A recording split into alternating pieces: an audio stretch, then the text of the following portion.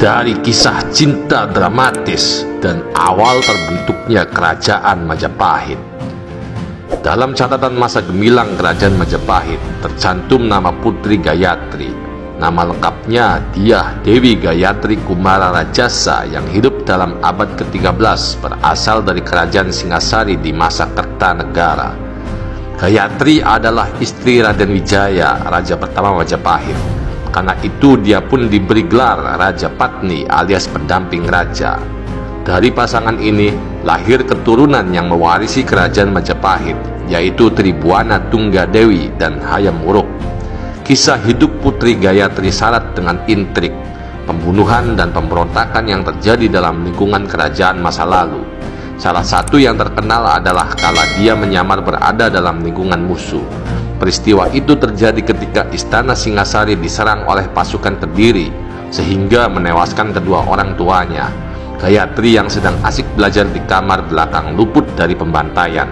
Untuk menyamarkan dirinya, Gayatri berganti nama menjadi Ratna Sutawan, menanggalkan baju kebesaran istana dan berpura-pura menjadi putri pegawai rendahan keraton. Bersama saudara kara pengasuhnya, mereka ikut diboyong ke Kediri menjadi tawanan dan ditempatkan di bangsal perempuan keraton Kediri. Sebelum meninggalkan istana, ia meminta izin kepada saudara kara agar diantarkan melihat jasad orang tuanya untuk memberi sembah terakhirnya. Selama penyamaran, dia berhasil mendapat banyak informasi sekaligus menyusun strategi membangkitkan kerajaan peninggalan orang tuanya yang sudah hancur. Ambisinya kembali mencuat setelah bertemu dengan Pangeran Wijaya, lelaki yang juga berhasil menyelamatkan dirinya dari serangan pasukan Kediri.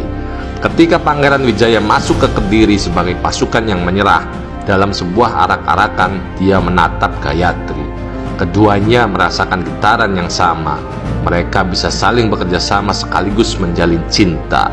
Di basis musuh, pasangan ini kemudian menyusun rencana untuk membangun kembali sebuah dinasti baru dengan seorang pemimpin baru yang tetap mengusung visi Kertanegara. Dia pun menyusun strategi dengan membangun kekuatan dari Madura. Mereka mempersiapkan penyerangan ke Kediri bersekutu dengan pasukan Cina Mongol yang mendarat di Jawa pada 28 Maret 1293 Masehi. Kediri akhirnya ditaklukkan pada 29 April 1293. Gayatri pun diselamatkan oleh Wijaya dan dibawa ke Majapahit untuk diperistri. Patut diyakini Gayatri adalah ting-teng di balik masa paling cemerlang dalam sejarah Nusantara, yakni Majapahit era Tribuana Tunggadewi dan Hayam Wuruk yang dibantu Gajah Mada. Bahkan Gayatri juga diyakini yang merekrut Mahapati Gajah Mada, bahkan patut diduga ada di balik pembunuhan Raja Sah Majapahit, Jaya Negara. Sang patih Gajah Mada digembleng oleh Putri Gayatri tanpa melihat asal-usul dan latar belakangnya. Tidak mengherankan, sastrawan era itu, Empu Prapanca, memujinya dalam kitab negara Kertagama. Adalah watak Raja Patna Gayatri yang agung sehingga mereka menjelma pemimpin besar dunia yang tiada tandingannya.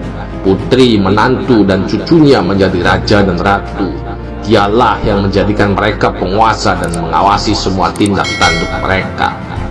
Negara Kertagama bab 48. Gayatri meninggal dengan tenang pada 1350 di usia 76 tahun, di saat sang putri Tribuana turun dari singgasana dan menyerahkan kekuasaan kepada putra mahkota Hayam Wuruk. Di masa Patih Gajah Mada dan Raja Hayam Wuruk inilah keemasan Majapahit terjadi.